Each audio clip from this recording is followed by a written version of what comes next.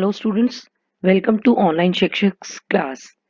आज हम worksheet number 1 करने जा रहे हैं फॉर क्लास 8 डेटेड 7 सितंबर 2020।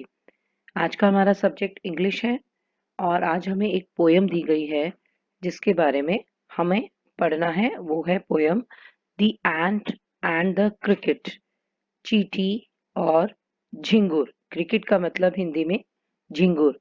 आप यहाँ एक पिक्चर देख पा रहे हैं जिसमें दोनों की पिक्चर भी बनी हुई है। ये झिंगुर है और यहाँ चींटी है।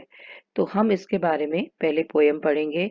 उससे भी पहले आपको एक प्रश्न पूछा गया है कि आपकी हैबिट्स कैसी हैं। पहला देखिए, read the sentences given below, tick one option that applies to you. आपको किसी एक ऑप्शन पर अप्लाई करना है जो कि आप जिस तरह के अपने आप को फील करते हैं। एक ऑप्शन में है ऑलवेज यानी कि हमेशा, समटाइम्स मतलब कभी कभी और नेवर मतलब कभी नहीं। फर्स्ट आपको दिया गया है आई complete my work on time. मैं अपना काम टाइम पर करता या करती हूँ। इट्स ऑलवेज हैपन, समटाइम्स और नेवर। ये आपको टिक करना है अपने हिसाब से कि आप किस तरह से काम करते हैं। कि आप हमेशा अपने, अगर हमेशा ही काम वक्त पर करते हैं तो ऑलवेज आएगा, कभी कभी करते हैं तो समटाइम्स, और कभी टाइम पर नहीं करते तो नेवर आएगा। Second, I plan my task and activities. मैं अपने टास्क जो गिवन होते हैं और एक्टिविटीज को प्लान करता हूँ या करती हूँ। तो इसमें भी आपको अपने हिसाब से मार्क करना है। थर्ड है when I work I get distracted. जब मैं काम करता या करती हूँ तो मैं डिस्ट्रैक्ट हो जाती हूँ, यानी कि उससे हट जाती हूँ, मेरा ध्यान उससे हट जाता है। तो आप इनमें से अपने हिसाब से तीनों पर टिक करेंगे। अब आपसे ये क्यों पूछा गया है, क्योंकि अगली पोयम शायद इसी बारे में है। तो चलिए हम पढ़ते हैं। The cricket spends the summer singing and playing. जो झिंगुर है वो अपनी गर्मियों में हमेशा गाता और खेलता कूदता रहता था। He doesn't plan anything for the future. कभी भी उसने अपने फ्यूचर के लिए कोई प्लानिंग नहीं की। When the winters arrive he has nothing to eat. और नतीजा ये हुआ कि जब विंटर्स आई तो उसके पास खाने को कुछ नहीं था। He decides to ask the ant for help. उसने सोचा कि मैं चींटी से मदद मांग लेता हूँ। Now read the first two stanzas from the poem and answer the questions that follows. तो हमें अब दो स्टैंजास जो नीचे दिए गए हैं वो पढ़ने हैं और उसके बेसिस पर कुछ क्वेश्चंस दिए गए हैं जो हमें सॉल्व करने हैं। फर्स्ट स्टैंजा मैं आपके लिए पढ़ रही हूँ बच्चों। A silly young cricket accustomed to sing through the warm sunny months of gay summer and spring began to complain when he found that at home his cupboard was empty and winter was come. Not a crumb to be found on the snow covered ground. Not a flower could he see, not a leaf on a tree. Oh, what will become, says the cricket, of me? तो इस stanza का मैं हिंदी में आपको meaning समझा देती हूँ। इसमें बताया कि एक मूर्ख यंग क्रिकेट यानी कि जो झिंगुर होता है वो गाने बजाने खेलने कूदने का आदी था। अकस्टम्ड मतलब आदी, जिसकी हैबिट होती है। तो उसकी हैबिट थी हमेशा गाता बजाता खेलता कूदता रहता था। Through the warm sunny months of the summer and spring.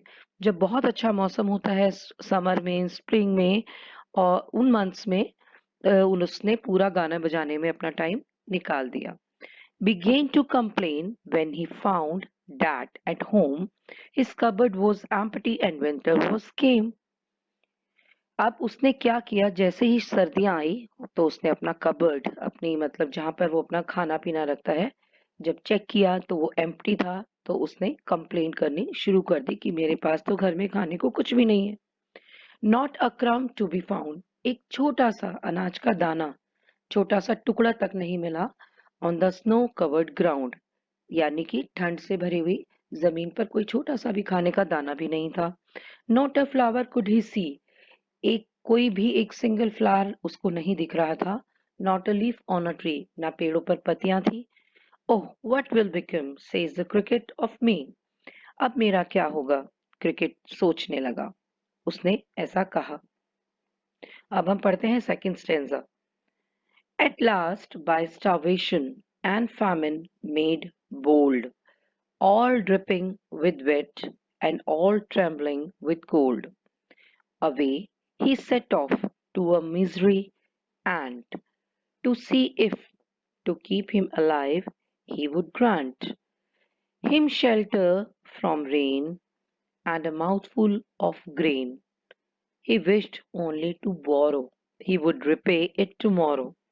If not, he must die of starvation and sorrow.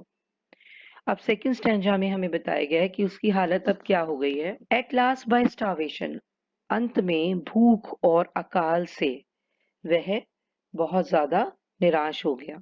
All dripping with weight and all trembling with cold, सर्दी की वजह से, बर्फ की वजह से सब कुछ टपक रहा था और सब कुछ ठंड से कपकपा रहा था। Away he set off to a miserly ant, ऐसे में वह एक कंजूस चींटी के पास गया। To see if, to keep him alive he would grant, उसे लगा कि चलो शायद देखते हैं कि वह उसे जिंदा रहने के लिए कुछ दे सके। हिम शेल्टर फ्रॉम रेन, उसे बारिश से बचाने के लिए कुछ रहने को दे सके। एंड माउथफुल और ग्रेन, पेट भरने के लिए थोड़ा अनाज दे सके। He wished only to borrow, वह सिर्फ उधार चाहता था, यानी कि मांगकर वापस देना चाहता था। He would repay it tomorrow, कि वो उसको कल वापस लौटा देगा। If not, he must die of starvation and sorrow, अगर ऐसा नहीं उसने किया तो वह भूख और दुख से डेफिनेटली मर जाएगा। तो आपने ये दोनों स्टैंजास अब अच्छे से पढ़ लिए और इनका मीनिंग भी समझ लिया है। अब हम क्वेश्चन नंबर 1 करते हैं।